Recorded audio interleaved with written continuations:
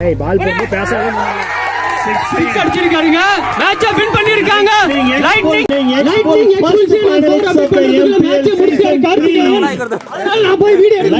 Xpulse finals போயிருக்காங்க 4 match அன்டிபீட்டட் அந்த quality Spartans semi தோல்வியே காணாத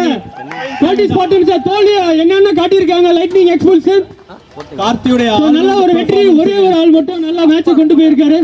lightning Xpulse Karthikeyan best all rounder performance 6 wicket எடுத்து இன்னைக்கு கார்த்திகேயன் டே மாதிரி இருக்கு 6 விக்கெட் எடுத்திருக்காரு ஸ்கோர் மோஸ்ட் ரன்ல வந்திருக்காரு ஃபைனல்ல வின் பண்ணி ஃபைனல் போயிருக்காங்க